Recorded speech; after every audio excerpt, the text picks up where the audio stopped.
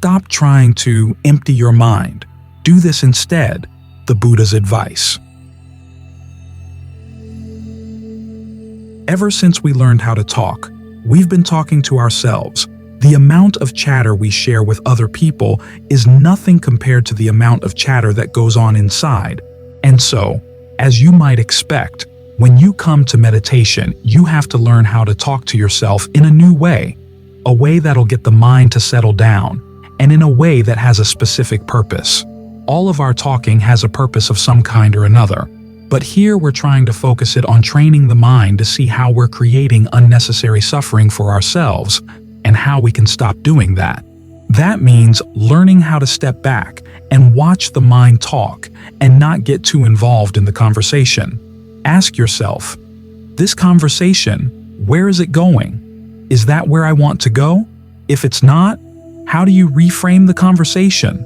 Some conversations you can simply drop because they're not all that interesting. Others are really interesting, either in a healthy or an unhealthy way, and you have to learn how to disengage yourself from those too. This is why the Buddha teaches appropriate attention as a way to talk to ourselves. And basically, it speaks two languages. There's the language of karma, which talks about actions, people who do actions, people who receive the results of actions, the worlds they live in, and the worlds they create. And then there's the language of the Four Noble Truths, which doesn't talk about worlds or people at all. It talks simply about actions and whether they lead to suffering or away from suffering.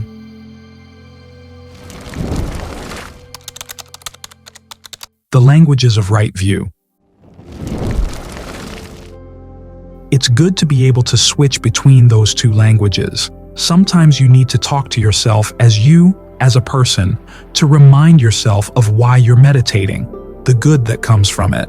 If you find yourself wandering away from the meditation, you remind yourself of why you want to go back.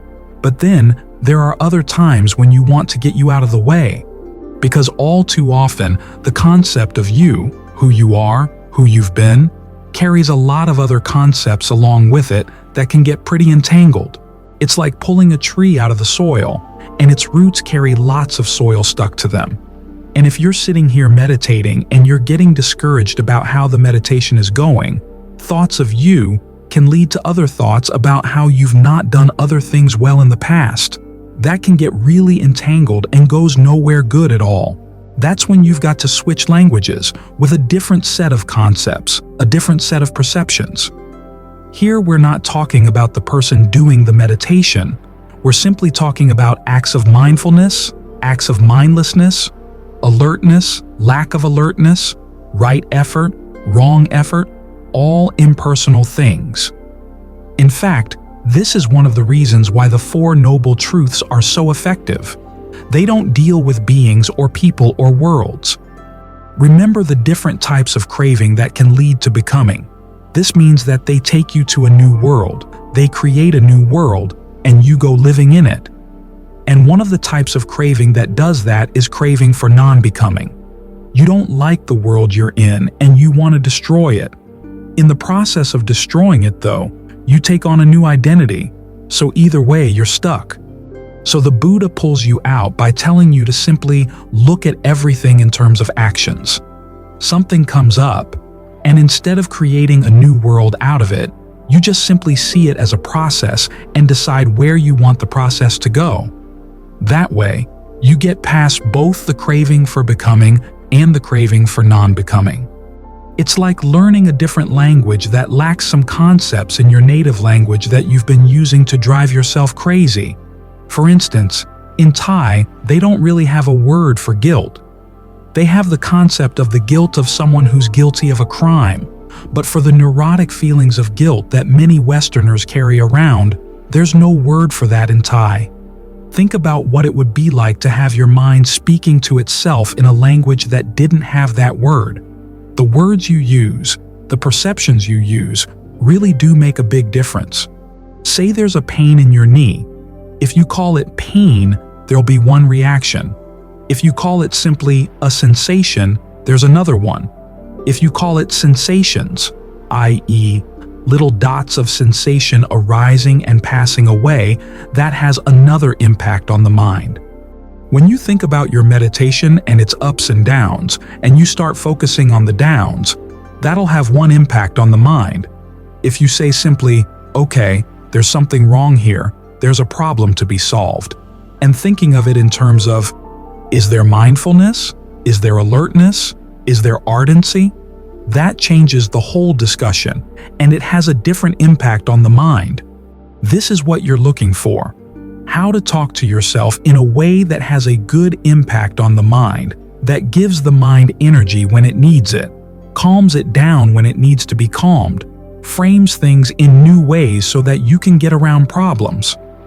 This is how you take the conversation going on in the mind and direct it toward one big purpose, i.e., the end of suffering. This way, when a thought comes up, you don't ask yourself, is this what I really believe? Is this what I really think? You ask yourself, if I were to believe this, if I were to think this, if I were to feel this, where would it take me? Where would it go? When you realize that you have the choice, you don't have to stay stuck with the old voices, the old conversations, the old languages that you used in your mind. You can create new, more skillful conversations in a new, more skillful language. So in a lot of ways, learning how to meditate is like learning a new language. In fact, you've got two languages, the language of Mundane Right View and the language of the Four Noble Truths, and you want to learn how to use both of them when they're appropriate. Of course, this encourages the part of the mind that stands apart from the languages. It'll have its own language, but its language should be, what is the most skillful thing here? What's the most skillful way to think? This is how right view reflects on itself. It's another way in which it goes beyond itself, seeing which way of talking to yourself is good to pick up, which way of talking to yourself is good to put aside, realizing that it's all a fabrication, and realizing the times when you won't need either. When the conversation gets really simple as you finally settle down with breath, breath, breath. When you adjust the perception of what it is to breathe, and you get really engrossed in this one thing, a lot of words go silent. A lot of words don't really have any relationship to what you're doing, so you can leave them alone. So, try to learn the languages of right view and get a sense of when they're appropriate.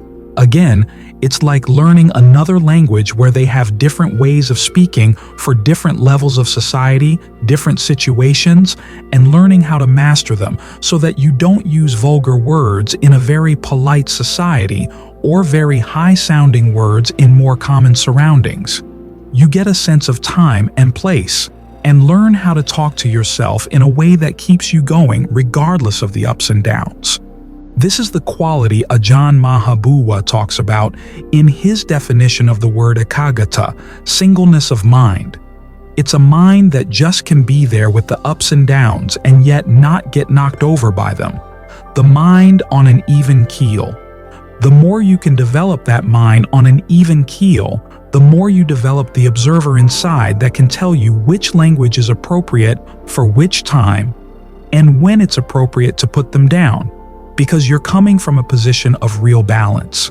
It may take a while to develop that sense of balance, but that's one of the skills that'll keep you going. Keep reminding yourself that you're on a good path, with a good purpose. Learn how to adjust your thoughts, not in terms of what you like to think or what you think you really believe or really feel, but in terms of what works. I had a friend once who was going to Korea. This was after I'd come back from Thailand. She was concerned that, as she was learning Korean, she might not be able to express her real feelings in Korean. And I told her, look, you're going to become a different person in Korean. The Korean you will be a different person. And the same principle works in the meditation. As you meditate, you become a new you, so don't let the old you keep you entrapped.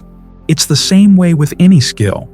The more you learn a particular skill, the more new facets of you get developed. And in mastering the language of right view, you develop a lot of good facets that lead to a really good destination. how to talk to yourself. Focus your attention on the breath. Take a couple of good, long, deep in and out breaths, and notice where you feel the sensation of breathing in the body. Focus your attention there. And then ask yourself if it's comfortable. If long breathing feels good, keep it up. If not, you can change. Make it shorter, deeper, more shallow, heavier, lighter, faster, slower, or you can try in long and out short, or in short and out long. See what kind of breathing feels good. If you find something that feels good, stick with it for a while until it doesn't feel so good anymore. Then you can change again. The needs of the body will change as your mind begins to settle down. If your thoughts begin to wander off to something else, remind yourself that you're not there for that. You're here to develop some concentration, so you drop those thoughts and you're back at the breath. No matter how many times you wander off, you just keep coming back to the breath. When you do come back, reward yourself with a breath that feels especially gratifying. When we talk of breath here, it's not so much the air coming in and out of the lungs through the nose. It's more the flow of energy in the body, which you can feel any place in the body at all. Then, as the breath gets comfortable, think of that sense of ease beginning to spread through the different parts of the body, so that the energy flowing through the body feels good all the way in, all the way out. And just maintain this sense of being with comfortable breathing. You can make the range of your awareness as large as you can. You can fill the body with it if you want. Some people, though, when they start out, find that being aware of the whole body is a little bit too distracting. So you can focus on one spot or one section of the body and make that your home for the hour. If you leave home, you want to have good reasons. Otherwise, you just stay right here. You notice that as you're doing this, you're talking to yourself. In Pali, it's called vitakka and vikara, directed thought and evaluation. This can become a factor of jhana, or mental absorption, when the mind gets really well concentrated in the first stage. When we hear that it's a factor of jhana, it sounds kind of exotic, but it's actually simply a matter of learning how to talk to yourself well, in an effective way to get the mind to settle down. So much of our suffering in life comes from the way we talk to ourselves in an unskillful way, which is why a lot of the Buddha's teachings are designed to help you talk to yourself in a more skillful way. He starts with right view. The basic principles of right view are that there is suffering in life, and it's caused by the actions of your mind. That's not to place blame on you. It's to point to you that there's an opportunity. If you change the actions of your mind, then you don't have to suffer. Suffering can be put to an end. You do have that choice. Sometimes you hear people say that we have no freedom of choice, that everything is determined either by our past actions or simply by physical laws. But those ideas block the path. As the Buddha said, when you're not really sure about things like that, it's a good bet to adopt a view that makes you responsible, allows for you to be responsible, and opens possibilities for the range of the actions that you can choose from. So here he says, it is possible to act in a way that puts an end to suffering. You may not know if that's true or not, but it's a good view to adopt because it encourages you to look more carefully at your actions and to have a higher sense of what can be accomplished in life. So right view gives you some good principles to hold in mind as you talk to yourself. And then there's something the Buddha calls appropriate attention, when you apply those principles to what you're actually doing. The principles of right view are the Four Noble Truths, and the Four Noble Truths have duties. Suffering is something you want to comprehend. Its cause is something you want to abandon. Its cessation is something you want to realize. And the path is something you want to develop. So when something unskillful comes up in the mind, notice that it's something to be abandoned. Then you learn various ways to abandon things like sensual desire, ill will, sleepiness, restlessness, uncertainty. There are ways of dealing with each of these. You recognize them as they come into the mind, and you know which category they fall into. they're the causes for suffering. So you want to abandon them. Then there are good qualities that come up in the mind. Mindfulness, the ability to keep something in mind, alertness, your ability to watch what you're doing and to see the results that you're getting, and then ardency, your desire to do this well, those things you want to encourage and develop. So we remember the principles of right view. This is what right mindfulness is for. Mindfulness is not simply bare attention. It's a faculty of the active memory, where you remember things that are useful to apply to what you're doing. In this case, you take the principles and duties of right view, and you remember to apply them. That way, you learn how to talk to yourself in a way that, instead of causing problems for the mind, actually helps to solve them. Right now, we're trying to develop concentration, so talk to yourself in a way that helps the mind to settle down. Any thoughts that would come in and tell you that you can't do this, or that it's beyond you, you can put those aside. Any thoughts that come in and say that you're bored or that you're in pain in some part of the body, you can put those aside too. When you're dealing with pains, the best principle is not to focus directly on them. Focus on the parts of the body that you can make comfortable so that you can have a place in the present moment where you feel at ease, where you feel that you belong here. As for the voices in the mind that say, "I can't stand the pain, it's too much for me, I can't do this," think of them as committee members in your mind who are not being very helpful, so why pay them any attention? Try to point the conversation in the committee in a better direction. Talk to yourself about the parts of the body that are comfortable, and then think of that sense of ease, the breath energy from the easeful parts spreading to go through the parts that are pained. In other words, you can approach pain with more confidence because you have some tools to deal with it. All too often, we're bewildered by our pain and have no idea how to get past it, and we get afraid of it. I was part of a psych experiment when I was a student. I'd been meditating before that, and the experiment was to put your hand in a bucket full of ice water, lots of ice cubes. I was told to think of the warmth in my other hand coming into the hand in the pail, and the coolness of the hand in the pail going to the other hand. So I did that for quite a few minutes, and they finally said, "Okay, you can stop, you're breaking the curve." It turned out the experiment was designed to see how different approaches to pain would affect the extent to which people could stand pain. There was one group of people who were told, "Put your hand in the ice water, and when it gets uncomfortable, pull it out." The second group was told, "Put your hand in the ice water and just see how long you can keep it there," but they weren't given any technique for dealing with the sense of discomfort. The third group was told what I was told, and they found, of course, that the third group could keep their hands in the ice water a lot longer than the other two groups. So learn to talk to yourself in a way in which you can convince yourself that yes, you can stand pain, you can stand boredom, you can stand all kinds of other unpleasant things. In that way, the way you talk to yourself actually strengthens you. All too often, we weaken ourselves by the way we talk to ourselves, but we can change the conversation. If you've been meditating for a long time and you get discouraged about your meditation, okay? Don't let that voice get in the way. Some people simply take longer to develop some skill at this practice than others do. It's not the case that if it takes a while that you have no hope. It's simply that you've got more work to do than other people do. But this is a skill that anyone can develop. This is one of the things the Buddha has you tell yourself. If skillful qualities were impossible to develop, he wouldn't have taught it. If unskillful qualities were impossible to abandon, he wouldn't have taught that either. This is something human beings can do. You're a human being. You can do it.